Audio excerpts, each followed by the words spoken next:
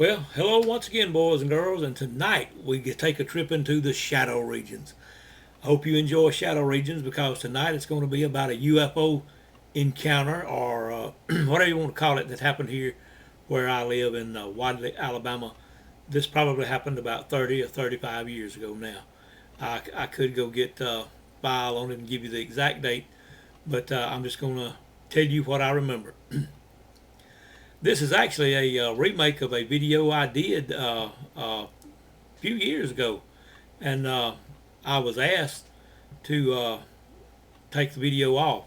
That there was some information that I had in the particular video that really didn't need to be leaked out or told or whatever, and that's what I did. I kept the video on for just a very few weeks. Some of you may have seen it, but I kept it on probably not over 2 weeks. And I did.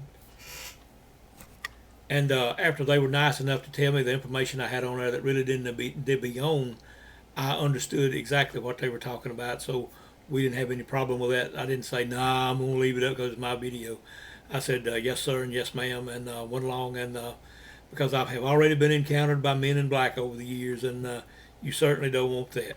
But anyway, let me kind of tell you what happened that night. It all started just a little bit after dark. It was in the fall of the year, because the Wadley Bulldogs, the Wadley football team, were practicing on the football field that night. And of course, the cheerleaders were down. They were practicing what they do at the ball games. And a lot of people from town was at the football stadium that night because they all like to go watch the team practice and that type of stuff. And that's exactly what was happening. So anyway, what I want to do first is I want to take you on a little quick field trip to the Wadley campus. I want to show you the football field. I want to show you the parking lot. I want to show you Highway 77 South, where these things many times turned as they came across the football field. They would turn and go down Highway 77 into the middle of town, is what we called it back then, where the police station was. Actually the middle of town is actually what it was. They would fly over the police station. One of them might turn down Main Street and go down that, and then it would go out of sight.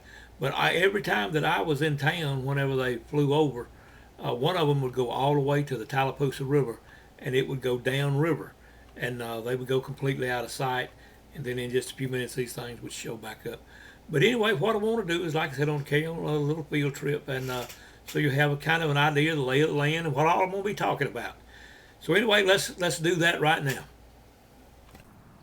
All right, we're up here at the Wadley High School campus. I'm going to show you a little bit of it right quick, and then I want to show you the football field, if I can get down there to it. I'm not sure. I haven't been up here in a pretty good while, so they do some remodeling and that type of stuff along, so I don't know exactly what all has changed. It's not exactly like it was when I was up here and when this encounter took place that I'm about to tell you about.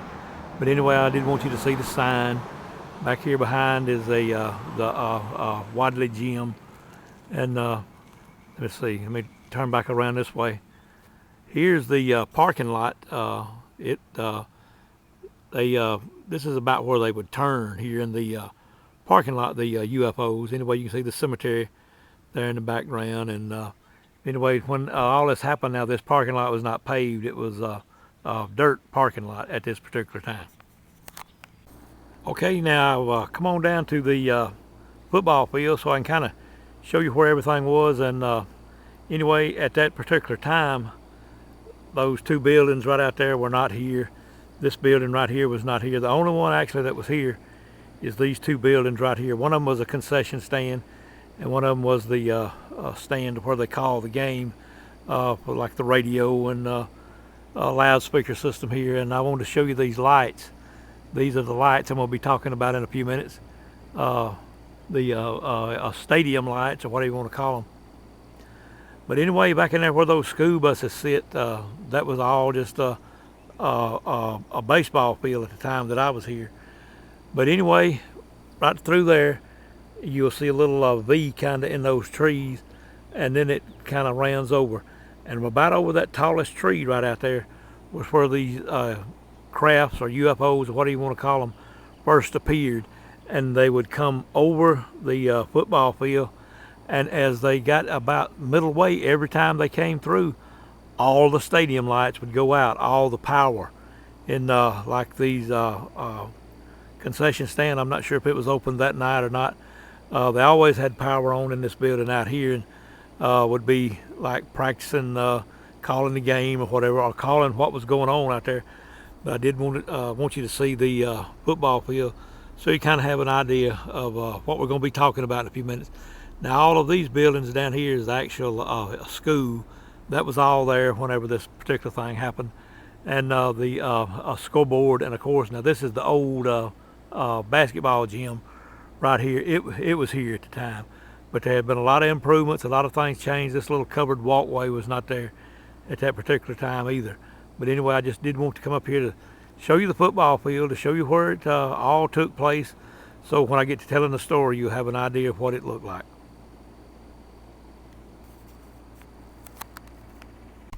All right, now I've gotten back in the Forerunner. I'm going to show you a little something here from it, so you'll kind of know what I'm talking about a little bit later on in the story. Let me put the camera out the window here. As you can see, this is where the sign was. This is Highway 77 right here. And as these things reached about where the gym or the parking lot was, then they would turn and go south on Highway 77 toward town. And that's what we're going to do. Okay, I'm going to flip the camera back on and show you right down through here. Every round they made, one of them came right down the middle of Highway 77 and would go into town. And I want you to notice how tall some of these trees are.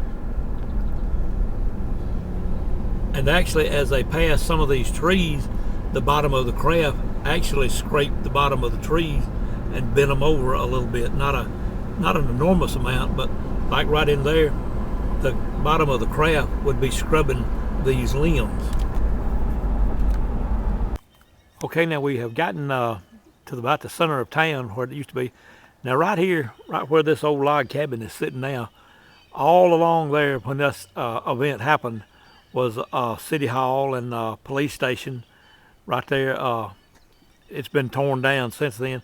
Right over here is the First Banks, to kind of give you an idea of where that was. But all right in there was City Hall and the police station, as I said. And when I got to town that night, cars were covered everywhere, just parked every which way. And I pulled alongside right here where there are some parking spaces at that time and went into the police station. But anyway, they would come along through here, the craft would, and one of them would usually turn down Main Street, which is this street right here. One of them might turn down Main Street, or let me get turned on around. This other little street right down here where you see a stop sign. Let me walk down here a little bit further, and you can sort of see another little landmark to give you an idea. That's the train depot. About 100 yards behind the train depot now is the Tallapoosa River. And one of them would always go all the way to the Tallapoosa River, then it would turn right and go down the river. The other one would either go down through the middle of town, or it would go down this street right here, which is Tallapoosa Street. It also would turn right and go completely out of sight. But that will just kind of give you an idea of where these crafts were going that night whenever I start to tell you the story in just a few minutes. And now, from the tail end of the Appalachian mountain chain in the heart of the South, this is Alabama Adventures. Well, alrighty, let's get this video going, because I have got a lot to tell, and this video may get a little bit long. And for all of you out there who complain about the videos being too long, then you probably won't want to watch it. Just go on and turn it off and find you something else to do. Get on your telephone or Facebook and tell all your friends what you had for lunch today and how long it took you to get home and how afraid you were that your beer was going to get hot before you got home and had time to drink it, because you won't buy an ice chest and ice it down before you get back home. But anyway, sometimes I sort of get aggravated with people like that, and but anyway, at least I can say a little something about it sometime. But anyway, what happened the first thing that anybody knew was going on that night, as I said, the Wadley football team was out on the football field practicing, and I was in my house. My son lived here with me at the time. I think he was in about the 4th grade.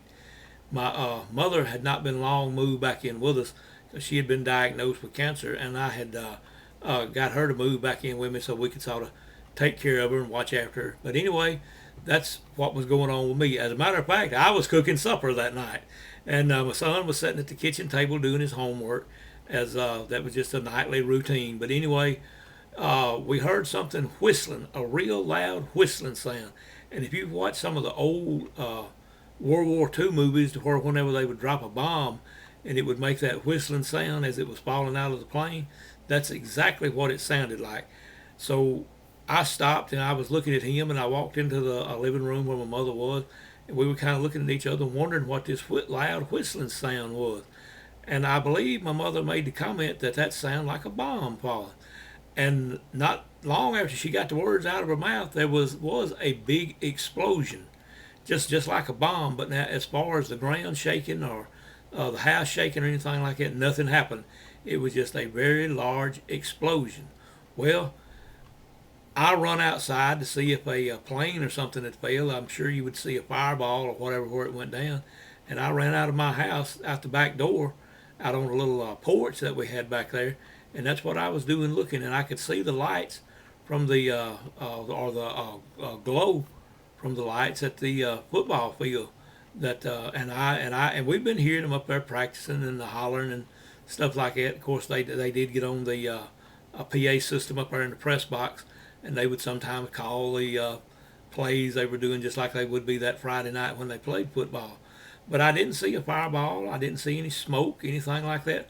But what I did see was off in the distance these two craft coming toward the football field, and they had a spotlight on each wingtip. If that indeed is what they were, if they were wings on this craft. But I don't believe they were actual wings. They were kind of made into the craft, and I'm going to show you a picture of what I saw first right now.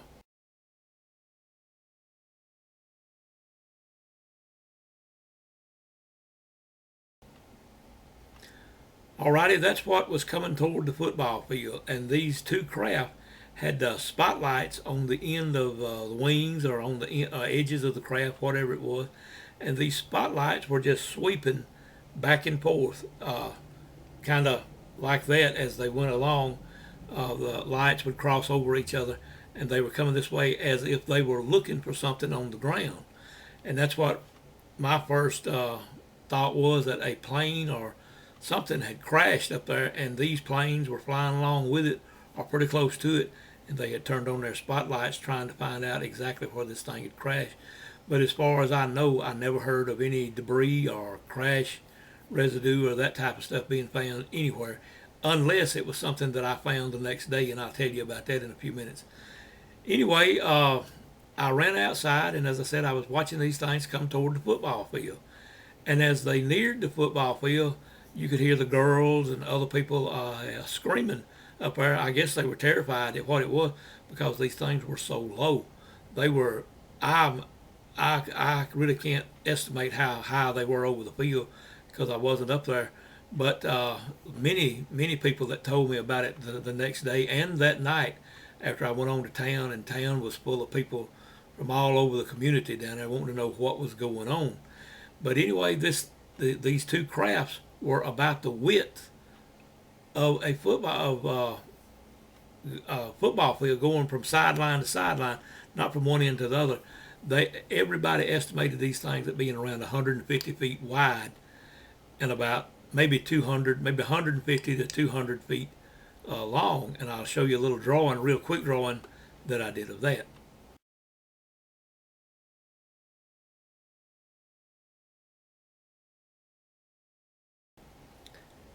Now this is what the craft looked like when you were standing below it and it went over.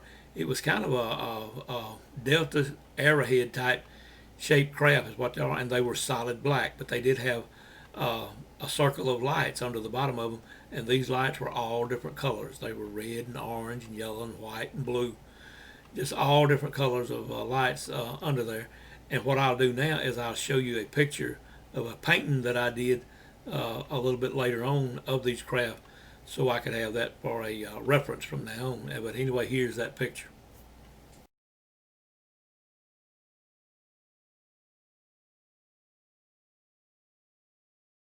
Okay, now as the craft would come the length of the football field, all the stadium lights and all the power up there would go off. It would just go dark, and that's when everybody went to screaming. Is when the power would go out. But after these things turned either down Highway 77 or maybe got into the parking lot to turn back down toward Highway 77 south, all the lights would come back on. Now, I don't remember the lights going off in my house, or I don't remember anybody else saying the lights went off in their house. But these things, every time they flew over the football field, the stadium lights would go off, and they flew over the stadium field, I bet you, at least 10 times. And the spotlights, as I said, were sweeping back and forth as if they were searching for something that had crashed. But as I said, as far as I know, nothing was ever found. But anyway, whenever I saw this, I ran back in my house and told him what was going on, and for my son not to go outside. Of course, my mother, she could go in and out some then. She was just beginning to get sick to where soon she would be bedridden. But anyway, I told him, do not go outside because I don't know what this is. I don't know if another one's going to crash or if one's crashed or what's happened. So I ran back outside looking at them, and when I did, one of these craft came directly over my house. And you talk about a heck of a funny feeling is seeing a craft this big, and it was at least 150 feet wide, and I would estimate it at least 200 feet long. And you talk about a funny feeling is when this thing is moving not over 5 miles an hour. It's just barely moving, and these lights are sweeping your backyard, your front yard, your house, everything on the street there is being lit up with these searchlights.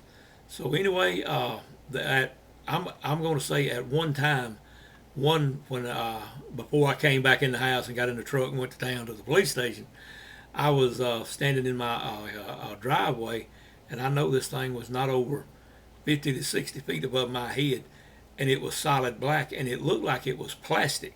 It did not look like it metal or have any rivets or anything like that in it. It looked like a slick, solid piece of metal on the bottom, except for the lights. I kept standing there. Well, as a matter of fact, I ran back in the house and I got a gun, because I didn't know if this was War of the Worlds or what was going on. But I did go back in the house and get a gun, and then, as I was still standing in the driveway fixing to get in my truck that night with this gun in my hand, this thing swept across me with the lights, and I guess the pilot or the alien or whatever was piloting this thing saw me, and I could see him. I couldn't tell really what it was, but it did have large shaped eyes, or a visor that looked like large shaped alien eyes. And in this picture here, where you can see the side of the craft,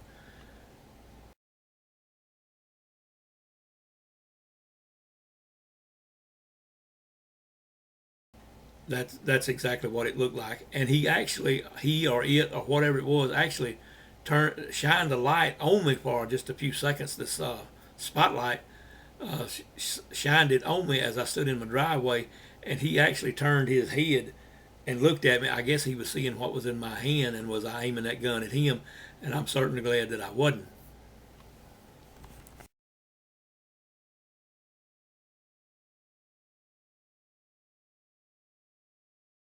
Because now, as I think back on things, he could have took that as an act of aggression and zapped me or shot me or whatever he wanted to do. But I did very well plainly see that there was someone in this craft, because the cockpit was lighted. It was a light blue is the color that was inside there, like a fluorescent light that had a blue tint to it. And many people that were in town that night also commented that you could see this creature, being, or whatever it was. It was either its head and its eyes, or it could have been a helmet, as I said, with a visor on. So what I do after they go over about the third or fourth time is I jump in my truck and I go down to the police station. I pull in down there, and town is packed full. Cars are parked not in parking places. They're parked in the road. They're parked all different directions. It's just a mess that you actually could not get through town right then. And I pulled over on the side of the road down there where there were some parking places where the police car parked. I just pulled into one of the police car parking spaces and jumped out with my gun in hand, and ran into the police station. And I knew the police chief very well down there, and I asked him, what was this? What the hell was going on? That's exactly what I said. And he said, I don't know. I don't have any idea.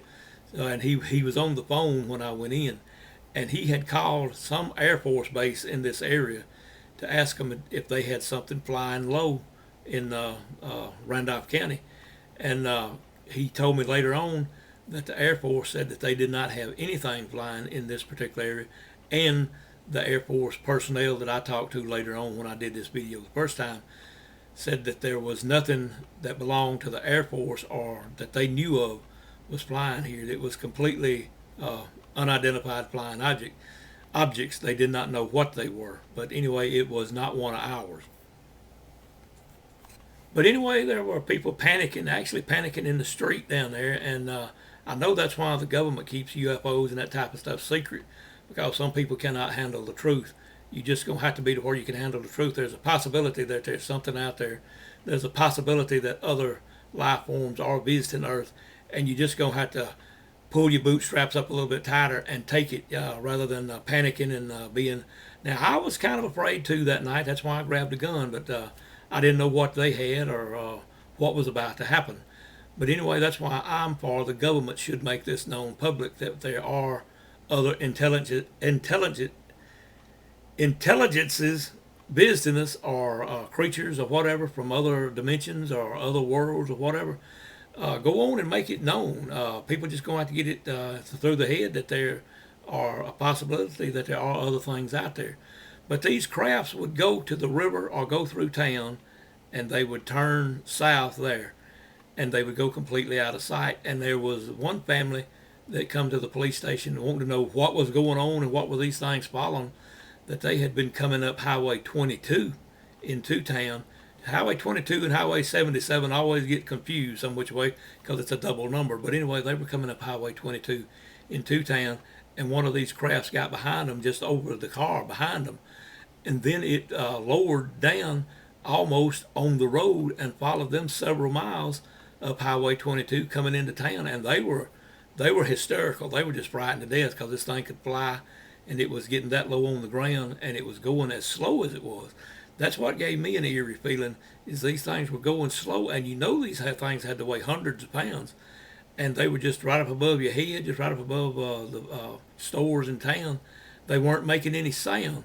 The only thing that everybody noticed down there, that there became, after about the third or fourth flight over town, and a lot of us were standing in the street out there, some of us were in the police station, but there was a burnt cinnamon odor just covered town, a thick, heavy odor just covered town, and it was like you had cinnamon in a frying pan and it was burning. That's exactly what it smelled like. Now, this little encounter went on for about 30 to 45 minutes, I would estimate. I didn't keep up with the time. I had other things on my mind and looking at my watch to see how long these things were flying over town. But it was around 30 to 45 minutes, and I talked to a gentleman here in town this week that should know something about it, and he said he remembered it. He remembered whenever it happened. So a lot of people do. A lot of people, of course, have died out. A lot of people have moved out. But there are still people here that remember this incident, or whatever you want to call it, with UFOs we had that night in the fall. The following Wednesday is when our local paper is published. We have a county paper that's published like once a week. And the following week, it did have a story in there about it. It was on the bottom of the front page. I remember it very well because I cut that out and I kept it for a long time. And I hadn't been able to find that newspaper article. I knew I had it in my filing cabinet somewhere, but I have looked for it because I wanted to reference it while I was doing this video this time, but I've been unable to find it. Then later on, a few years later, after this happened, a man who claimed to be with MUFON contacted me about several UFO sightings that we had had since then. I have about 4 other UFO sightings that has happened in this area that I want to do videos on. But he had found out about some UFO encounters or sightings that we had over this way, and as I said, that's who he claimed to be with. I don't think he was with MUFON. I think he was government backed the whole time, just pretending to be with MUFON.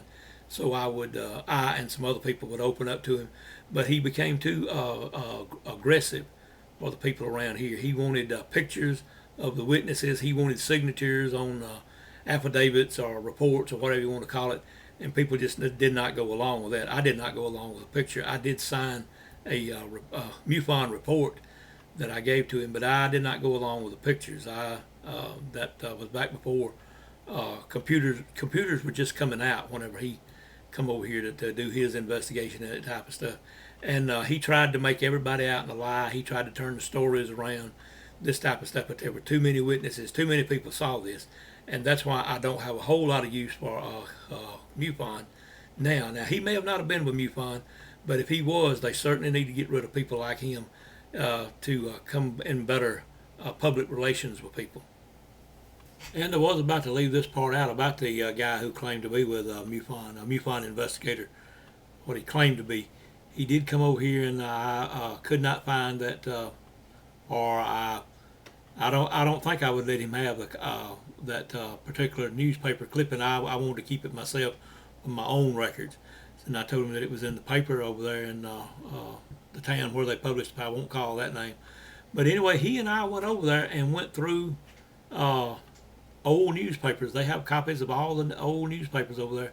And we got over there and went through newspaper after newspaper whenever this event happened, because I did have it dated in the report that I done, and we could not find anything in the newspaper about it, although I did have the newspaper clipping myself.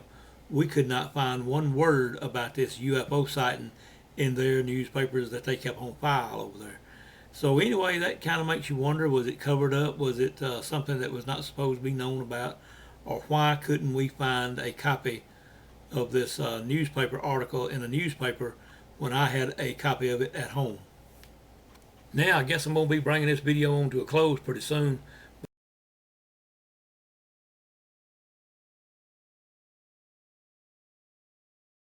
Eglin Air Force Base out of Florida, and that's where I figured these crafts were from. I thought they were probably the stealth that was being experimented back then whenever all this happened.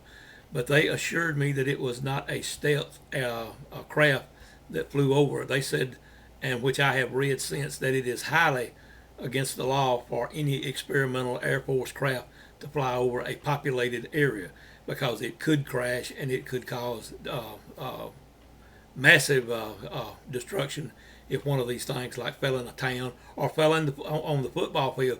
The entire football team would have been wiped out if this thing had fallen up there on the football field. I do believe that something did crash because of the sound and the explosion that started the whole thing, and then I think these crafts were flying along with it. Something just went wrong with the first one, or one of them, and then they just switched on their searchlights and were looking for debris. And I'm going to show you something else. I want you to look at this picture here. The next morning, when I go out of my house, in my yard, front yard, backyard, my neighbor's yard, were little piles of black rocks, was what I thought it was. To begin with, I thought somebody's herd of cows or herd of horses had got out and had used the bathroom all over the yard. Now, here's a picture of that.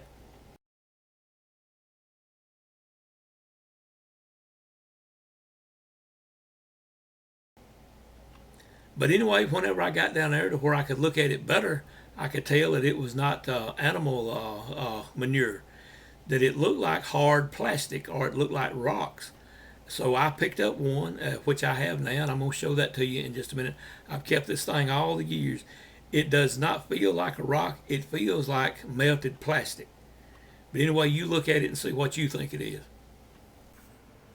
Alrighty, now this is what I found the next morning. Several piles, but I only picked up one rock. I didn't think a whole lot about it at the time. But now, let me turn it over so you can see the other side. It is a solid, whatever it is. It is not soft. It is a solid piece of something. Now, is this residue that was coming out of the UFOs, or is this what remains of an exploded UFO? This thing probably doesn't weigh 2 ounces, but it is very hard, as you can see, and it resembles plastic to me. You look at it, and I know you'll just be looking at it on the computer or TV screen.